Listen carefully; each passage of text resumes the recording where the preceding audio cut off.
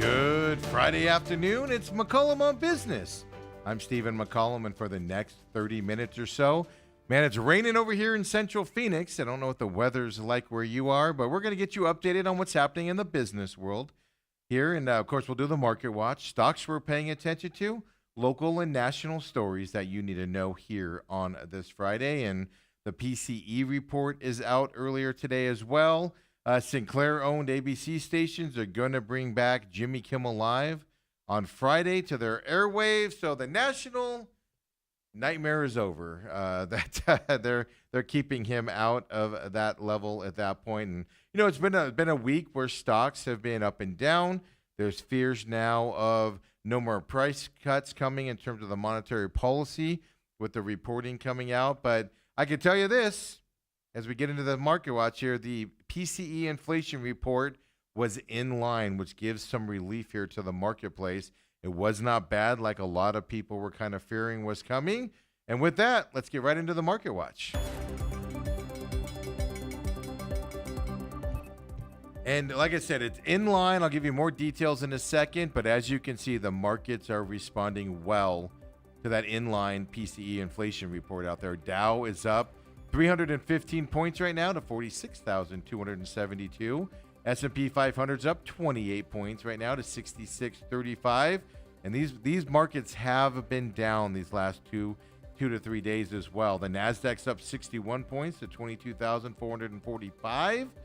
Russell 2K, the small cap index, up 14 points as well, 2431 for the Russell 2K. And then Bitcoin, you could call it a rebound. It's up 950 points right now, but still trading right around that 110,000 mark. As close to 110,000 as I think you can possibly get, right? 109,976. There it goes, just popped over the 110, almost like I commanded it to do it there. So thank you for cooperating a Bitcoin there. But look, there was trading at 115 last week. It is a volatile cryptocurrency right now in terms of that. Before we get to the stocks that we're looking at, August's personal consumption expenditure price index came out early this morning. This is the Federal Reserve's main inflation measure. This is the one they pay attention to the most. And it showed that core inflation, which if you don't know, core inflation excludes the very volatile food and energy costs. It ran at 2.9% seasonally adjusted annual rate. Why that? Although that is high above the 2% level that the Fed wants to see inflation at, it's in line with the level of the expectation of the economists that watch these things out there. So it came in line. No big spike in inflation, because that's the worry. That's a lot of worry that people have with the tariff situation that is happening here in the markets as well. So the all items index, it showed an annual rate of 2.7%. That does include the very volatile energy, and food costs in that. So 2.7% there. That was a monthly gain of 0.3%, but was in line with the expectations out there as well. So markets are now, that's why we're seeing the down today. Last couple of days, people were starting to get with the Fed chairman's words earlier this week, and then the reporting that was out there, that there might not be another rate cut coming up here with all the talk going on. Well, markets today are still looking forward to, and they're continuing to price in 2 more quarter point cuts from the Fed's upcoming meetings this year. So this report is kind of helping out those fears as well happening today. So that's why we're seeing the growth in the market today from that side. Stocks we're paying attention to right now. Our first story today is going to be about tariffs and new things coming out. Some of the stocks we're looking at here today are because of that. And we're going to start off here with a company called PACCAR. They make Peterbilt trucks, those big, huge, heavy-duty trucks. Well, they're up 5.03% here today because of what we're about to talk about in our first story. President Trump slapped a 25% tariff on all imported heavy trucks starting October 1st. Peterbilt trucks are mainly made here in the United States, so obviously they're not going to get those 25% tariffs, making imported trucks more expensive. It's going to help out the domestic productions. The parent company there, Peterbilt Trucks, up today 5% based off of that tariff news. And we woke up to that tariff news. As I said, we'll get into that here in just a minute here. But next up, we're going to look at Boeing right now. Boeing's had a lot of success. We focused on them a lot here on the show. As I hear the thunder happening above us here in the studio right now. Now with the weather, Boeing, obviously. There are big talks right now of China buying a bunch of planes, etc. Well, Turkish Airlines ordered 75 Boeing 787 aircraft, and then they said that they completed negotiations to buy 150 737 MAX planes as well. This all comes as the Turkish president met with President Trump. And then also the FAA said it, quote, will allow a limited, I got to learn to talk here. The FAA said that it will allow limited delegation to Boeing to issuing airworthy certificates for some of those 737 MAX and 787 airplanes starting on Monday. If you don't know, an airworthy certificate does confirm an aircraft is safe to operate. The FAA took that ability of them to issue those with all the issues they had, right, with the door plug and other safety issues around Boeing last year.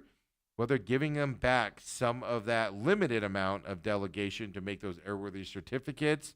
Obviously, it's going to make it easier for Boeing. Hopefully, they're safe to produce planes and get them out there. But Boeing up 4.01% off of that FAA news.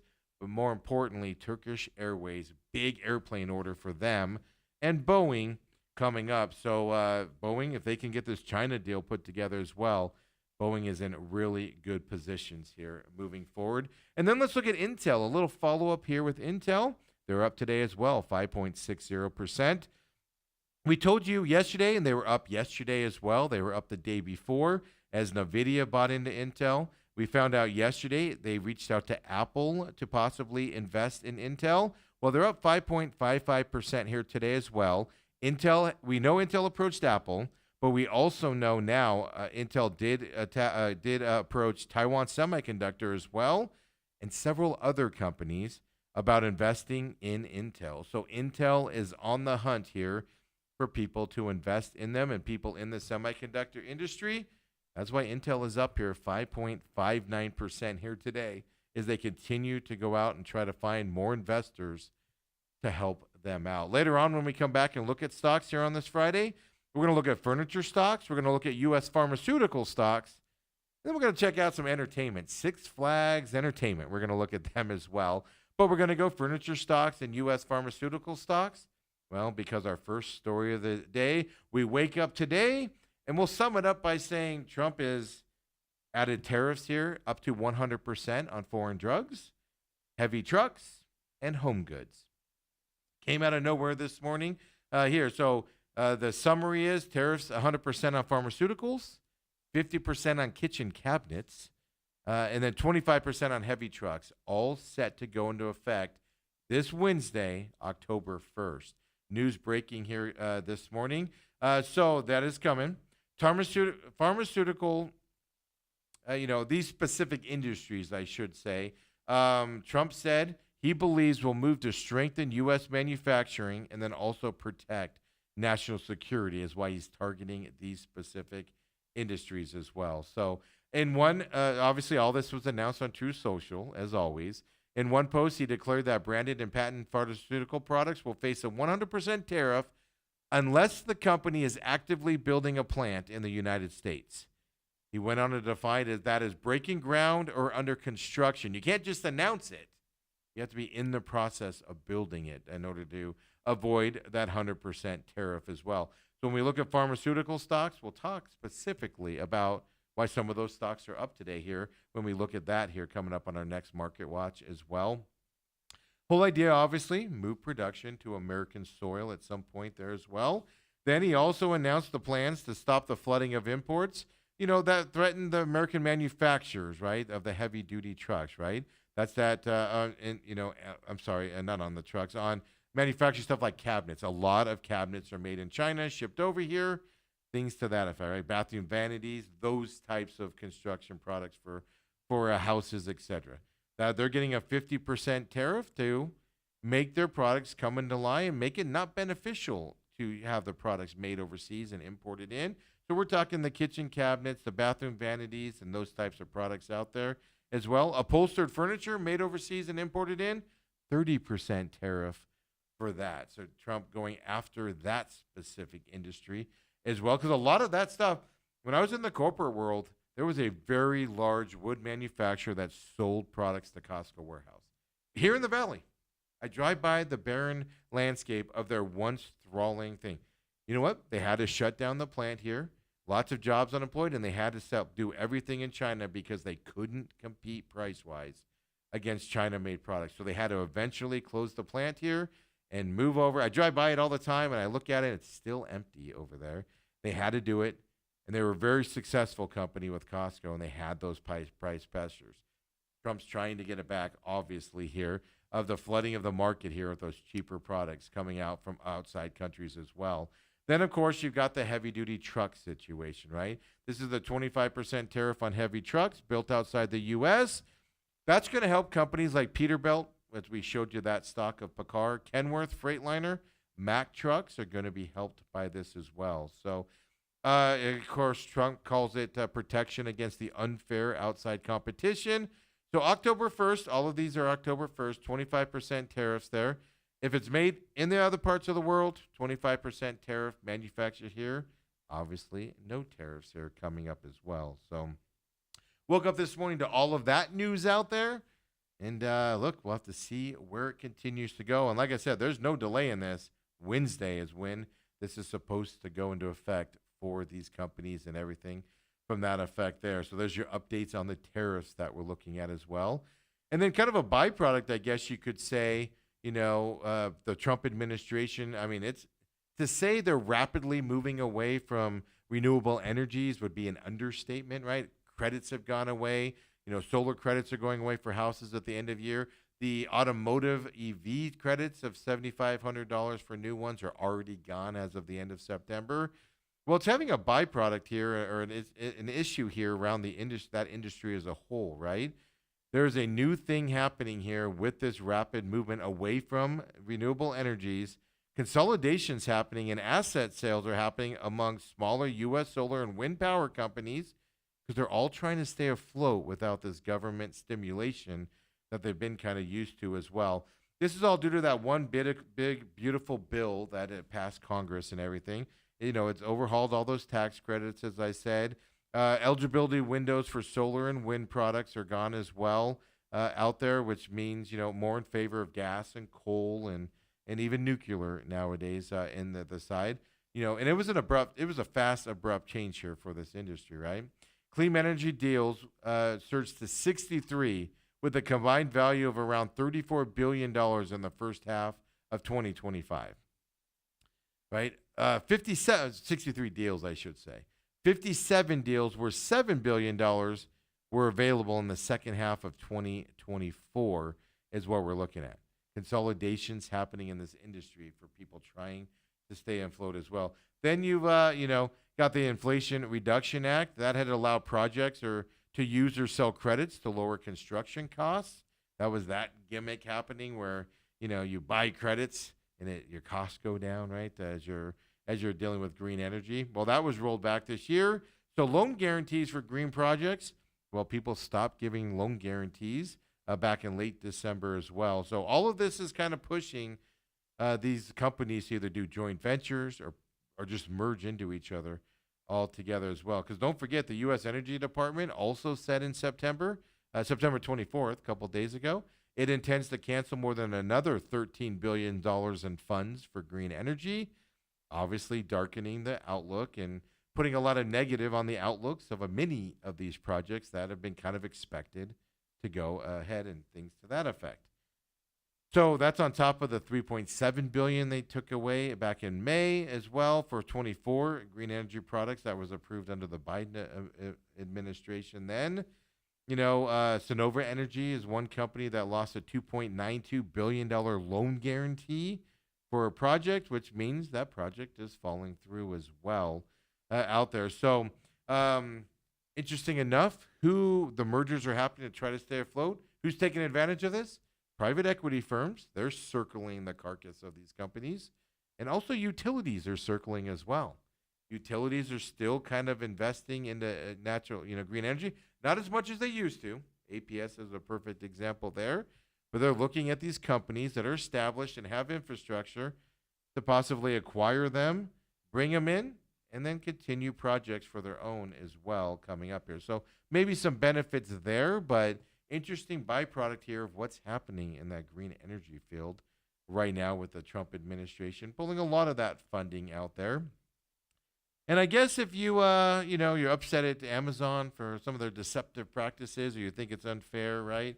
You can't cancel your Amazon. Maybe you bought it for Thursday Night Football. You don't need it, so you're going to cancel it. Well, it should get easier for you if it hasn't already, because Amazon is settling the FTC lawsuit over those Prime subscription practices.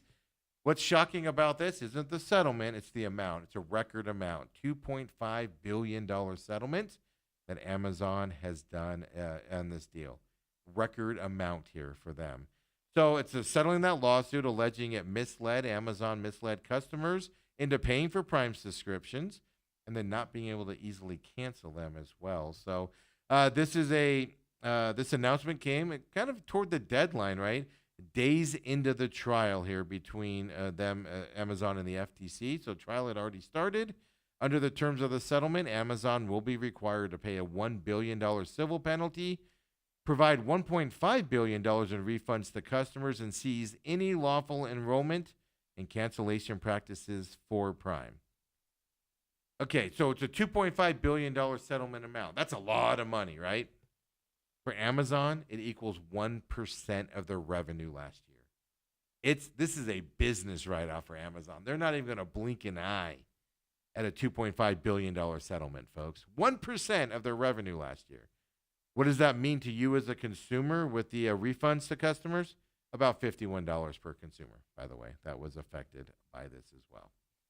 Yeah, tell me the world is what it is, right? As we deal with that. 1% is all they were fined. That's not going to make them change their ways. That's just cut the check, put it on our taxes, and we move on with our lives, right? Other news I got to give you, hey, it's Friday, another TikTok update, folks. We know President Trump signed that executive order. China's got to sign off on it. We know the players involved now with this TikTok buying. People were stunned yesterday, absolutely stunned, and I'm with them. The valuation for TikTok was $14 billion. $14 billion for the TikTok app, folks, is the valuation. That's what the Trump administration has estimated that TikTok's U.S. business falls, it falls under. Investors who say the deal at that price would be a bargain for potential buyers out there. So it's $14 billion. I mean, if Facebook was to sell today, I don't think people have enough money for it. So did they undervalue TikTok at $14 billion? It was a staggering undervaluation here, and it's a lot of money. And it's shocking how it stands. Knowing how many people are on it, how many people drive. There's a reason China doesn't want to unload it. They make a lot of money off of us Americans on that side as well. The vice president, J.D. Vance, actually came out and talked about the rough estimate out there. People were thinking it was going to come at about $40 billion is where it was at. And they came in at $14 billion. People were floored by this on the market as well, which means it's more. If you're buying something for $14 billion and it's really worth $40 billion, yeah, you're buying that for obviously the equity involved already between that side. So, so obviously that won't probably be what it's sold for. It could get pushed up to $20, $25, $30 billion to sell. That's at least the initial valuation. So obviously, the company Silver Lake and Oracle buying it could determine what the actual price is. But shocking news there on the TikTok side as well that we were looking at today. And folks, when we come back, we keep it rolling. Friday edition, we get right into the market watch again. Stocks that we're paying attention to. I told you we're going to look at some of those industries that are affected by these October 1st tariffs as well. And then we'll get into some local stories coming up as well that you need to know going into this weekend as well. We have that meeting on the Coyotes possibly coming back and what the expectation is. Press conference yesterday. Suns had their media day, and their owner did something that I don't agree with. And he specifically defended it by saying it's a money grab by people. We'll talk about that coming up as well. Metro Center update for that big change coming up. And then Waymo doing some things here on an employer-focused autonomous ride program here in Phoenix. We'll tell you about that and more. Come on back Friday. McCollum on Business.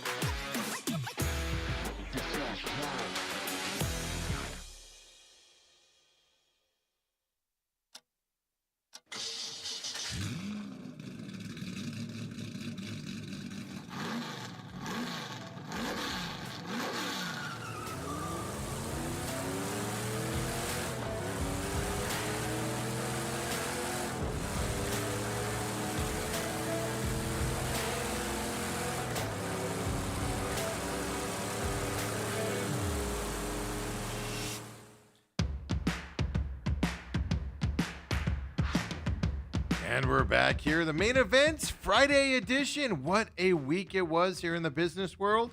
We'll see what the weekend brings us in terms of tariffs and announcements. And we'll be back Monday at 11 o'clock. We are moving our studios here this weekend as soon as we're done with this show. We got Riley and everybody tearing down everything, getting it over to our new set. We're going to have the same setup here going into Monday. We got desks on order and everything. So we're looking forward to this. It's another opportunity of our growth here, and it shows the growth that we're doing. That growth is because of you guys watching us as well. You saw the ad there of the pit stop. The look ahead pit stop has been up since Wednesday. You can find it at the Pit Stop Talk on Podbean for the free podcast. You can follow us at social media there as well, at the Pit Stop Talk on X and on Facebook, and of course on the new YouTube page here as well for On Demand. Those of you that do subscribe to Robat TV, we appreciate it very much. Keep it going. On Demand there as well, along with the main event. Big energetic day here today with the Cardinals game last night. Diamondbacks pitching a bullpen game yesterday. Some anger coming out on that side. Then, of course, the big ASU TCU game tonight. Lots to cover. It is up on demand, Robat TV, the free YouTube page, and all your favorite podcast systems as well is where you can find that at as well. So appreciate you guys joining us. As soon as we're done here, we'll get this uploaded to YouTube as well as the Robat TV as well. And we can't thank you enough for supporting us. It's allowing us to continue to grow. And the space we're going to is going to give us so many more opportunities that we're already seeing changes on that. And like I said, it's all because of you guys supporting these programs out there. The Real Matrix here at Robat TV is debuting as well this week. Free podcast coming for that as well. That is growing as well, and that is what it's allowing us to do this and everything. And we can't wait when the new desks come in and everything at our new location. We can't wait to share that all with you. Now it's going to be kind of the same setup when we get over there for the next week or two because everything's being built for us. It takes time, 2 to 3 weeks. And we're looking forward to it. And like I said, I cannot thank you guys enough. And from Riley to Dale, of course, Bruce Cooper, who's been fantastic this football season, Coach Sheehan in his support with his program over there at Scottsdale Christian Academy, Uncle Lou and his support. I mean, these guys, you guys support them, they support us, and it all works together. And we can't thank you enough, man. I'm just gonna sit here and thank you. So I gotta move on. I can't keep thanking you. But thank you. Let's get into that market watch.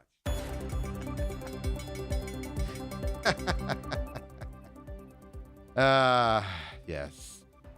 Dow Jones is up 350 points right now. The S&P 500 is up to 35. NASDAQ's up 60 points. The Russell 2K, 17 points up today, all based off of everybody pricing in that rate cuts are still going to come with that PCE report coming in line today.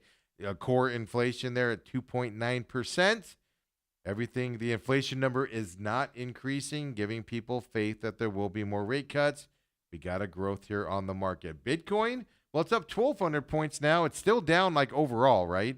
It should be in the mid 115, 120 range right now. It's down up to 110,000 here today, 110,277. We'll have to see what that continues to do as we move on. We talked about the tariff stories that came out today.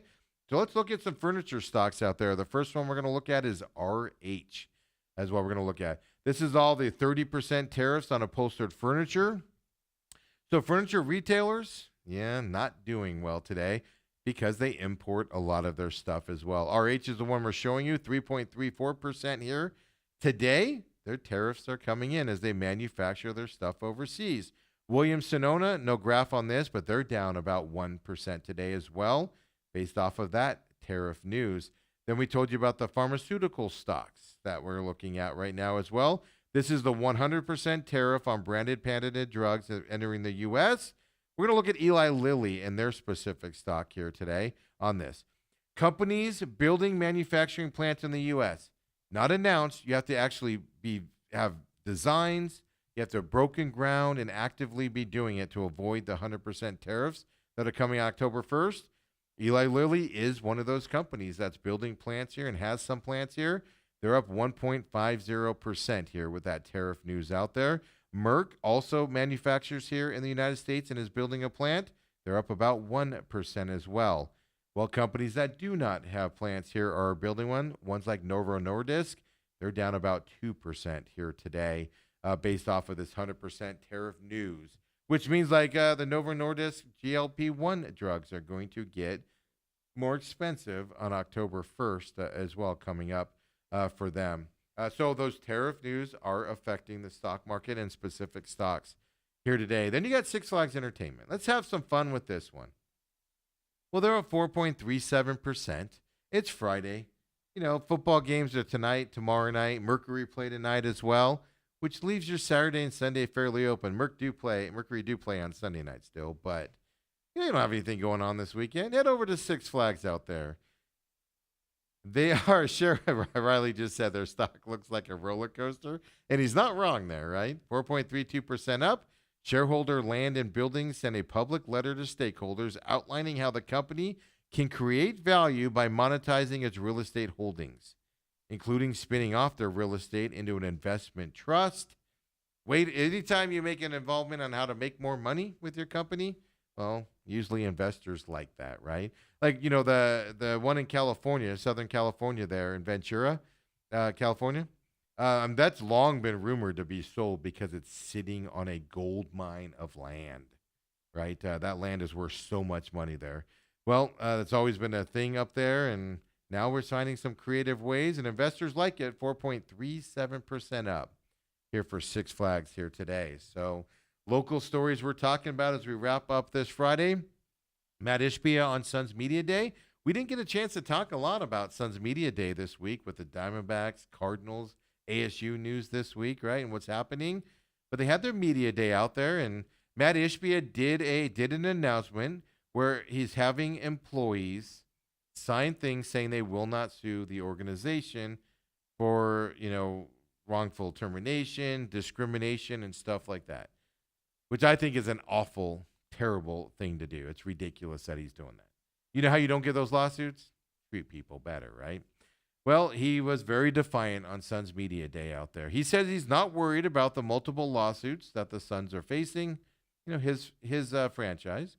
You know, these are, like I said, discrimination, wrongful termination, those types of lawsuits out there. He did call the lawsuits, and this is his words, quote, a money grab, unquote, on Wednesday at that Suns Media Day. You know, there's some of that in this. There's absolutely some of that in these lawsuits. But is every case a money grab? Are some of them true? Interesting. So they've been sued multiple times since 2024. Some of it has to do with the previous ownership, that's for sure. But two minority owners of the Suns have sued Ishbia in August. They want to see records in order to investigate the status of the team's business and the actual financial condition of the Phoenix Suns as well. Ishbia's comment exactly was, quote, as you guys know, anyone can file a lawsuit on any day they want for any reason they want. I could file a lawsuit for that question, right?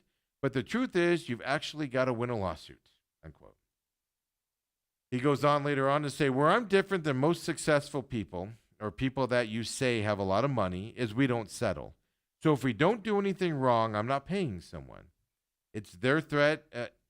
If their threat is they're going to go to the media and write about a lawsuit, have fun, cool, write it, unquote. Pretty defiant stance there by Matt Ishbia as well. He also went on and kind of chastised the media. He said, I hope you guys all report on how many lawsuits we actually lose. Because we haven't lost one of them, and we're not going to lose any of them, to be honest, because they're ridiculous, unquote. Yeah.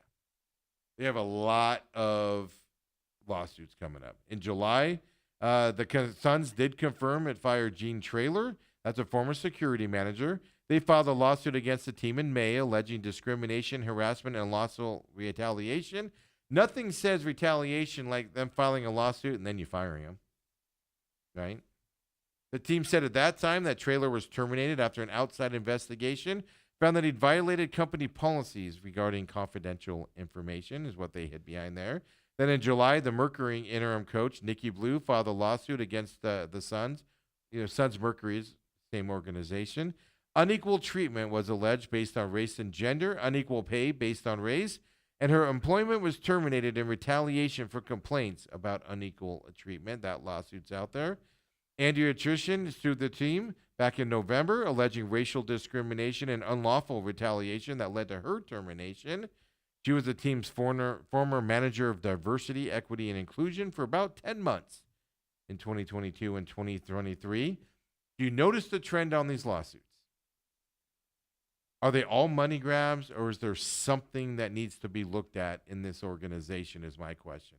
And calling it a money grab and excusing it, calling it, having employees sign things saying that they can't sue for these things, to me is just a terrible, terrible look. There's too many lawsuits lining up against this organization to not think some. Is it as bad as maybe the lawsuits are? I'm not saying it's that terrible. There's obviously a culture in here where people are getting fired and then they're going to the lawsuit side. You don't see that in a lot of other organizations out there as well. So trying to shut it down at the pass, Matt Ishbia is, and to me, it's just a bad look. To me, it's just a bad look that they just want my money when it's the same type of stuff multiple times. Is it as bad as they say? Probably not. The lawsuits are probably designed to put pressure on there. There is that element out there. But there's a lot of the same charges coming out. That does open your eyes a little bit going forward, but that's out there. Other sports news, maybe some good news sports news around here, right? Coyotes left about a year ago. That group, a group is being put together, politicians involved, right? Shane Doan's wife is involved in this as well. She's the face of it here as well. And they're trying to bring the NHL franchise back to Arizona here. And, a lot of politicians and big hockey people are involved in this process, which is what you need. Because the problem that NHL has had here in Arizona is they've had non-hockey people in charge of things and non-good businessmen in charge of things in the past. They're at least setting the foot right here and bringing an NHL franchise back with the moves they are making out there. And I have the hiccups, folks. I apologize.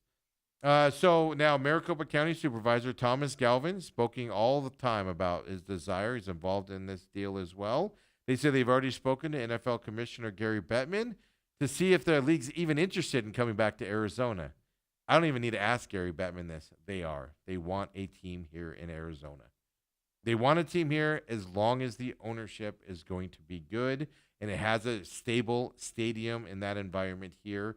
They will be here in 2 seconds. As I said, they got Andrea Doan, Coyotes, main guy. He's the Larry Fitzgerald of the hockey side of things. Shane Doan has his wife, I should say. They're going to chair the advisory panel to help get the NHL back here as well. So they had a big press conference yesterday. They want to identify people here that can bring a franchise here and be able to afford it, build a stadium where a stadium can be built, get that all in line here so they can go to the NHL and get the NHL back here. So that is officially underway. The thing I got from the press conference yesterday was no less than 2 years before we'll hear anything. So it's going to be a long process, obviously, and we're not going to get monthly updates. We're looking at about 2 years before we'll see any big movement on this. NHL is coming back here someday, folks. It's just got to have the support behind it. It's got to have the right people behind it. The NHL wants and needs to be here, so it is coming back. It's just setting it up to be here is the question moving forward. Another big thing that's happening around the valley, if you've been anywhere near the I-17 there in Dunlap area, Metro Center is continuing its big transformation over there. As well, the developer, Concord Wilshire Capital, they announced it's completed the demolition of the Metro Center Mall out there. Oakwood Homes has been named the exclusive residential builder for that $850 million mixed-use destination project that they're building at Metro Center. But the demolition is officially done. It's a 68 4-acre development. Is going to, basically change what Metro Center area is. It's going to be a walkable urban village. We've told you about it here at McCollum on Business when the plans were first announced. So it's going to integrate the light rail there along with housing, entertainment, obviously, dining, retail. So basically, they want you to move into the place and then just stay there, not have a reason to leave as well. So construction is scheduled to begin April of 2026 for 3 of the 5 planned residential communities, April 27 for the retail, and the remaining 2 residential communities is what they're looking at there as well.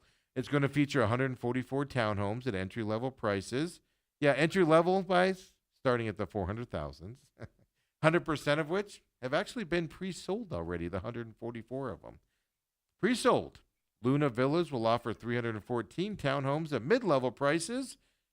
Mid-level pricings in the $500,000, folks. 50% of which of those have already been pre-sold as well. At the center of the project is a 350-unit multifamily project called Levante Apartments. That's being built by that Concord, Wilshire, and Hines. It's also been 100% pre-sold in that area as well. It's going to have a parking structure that'll be there for both residential and the retail center. So it's the thing that shocked me most about this. Everything's pre-sold. Even the $500,000 mid-level one's 50% pre-sold. Apartment already rented out. Shocking here. What we're looking at with construction not even started until April. Here coming up. So that's the update on the Metro Center places. And we'll wrap up the show today here with some positives out there, I guess, right? Waymo and what they're doing here in the Valley. They got into that Chandler public ride system there down in Chandler. We told you that story earlier this week. Well, now they're releasing Waymo for Business. Yes, Waymo's inviting organizations to sign up to explore the benefits of their fully autonomous services that they have with their cars. So they say that after they conduct pilots with a variety of organizations, they say that those organizations are ready to partner with more employers, universities, and event organizers to help streamline their transportation needs. So Waymo has found that if they do these events and get companies to try it out, well, the companies want to work with Waymo more to integrate them to get employees around as they need it as well. Out there. So interesting wording there from Waymo and what they've learned. And, because partnering with Waymo for Business, well, it's going to allow organizations to offer a premium transportation experience. It's going to obviously consistent, unlike Uber, Lyft kind of a situation, right? It's reliable, autonomous. So it's got that cool factor, no driver behind it, and things to that effect. It'll allow you to do more work, take calls without prying ears and things like that as well. So obviously you can do the pride of, you're sending your employees off on, green vehicles, being electric vehicles and stuff like that is what they're looking at. So there's actually an app as well, right? It's an admin portal, can set parameters and manage users if you're the business. You can customize promo codes to cover event rides and reporting to track budgets and ride activities of the employees out there. So, Waymo's trying to figure out how their service can best support organizations of all sizes, small and large as well. So this Waymo for Business is an early stage operation for Waymo. They obviously are trying these different things to expand their business and help companies out here in the Valley as well. And, we talked about that Chandler getting in with the Chandler Fit, Chandler Flex riding system earlier this week. And so Waymo doing all the right things to get involved and get people around here in their driverless cars out there, folks. It's been a busy week. It's raining outside. I know that sounds like the thunder and lightning has stopped here in Central Phoenix. Well, we're done for the week, and we're going to have a good night here at the ASU game tonight. The guys here, got to give credit to Riley, Kobe, the staff that's coming in, the guys behind the scenes to get us moved here this weekend. We'll see you on Monday. Main event will be the first show at our new location as we're getting moved, waiting for all of our other stuff to come in. It's going to be a busy weekend around here. Appreciate everything you guys do to get us to this point for our growth. We'll be back on Monday here at the new place, and I think you're going to like the view here that we got coming your way for this show and the main event and other shows out there. So come and join us, would you, and see what we got. We'll see you then, everybody. Have a great weekend.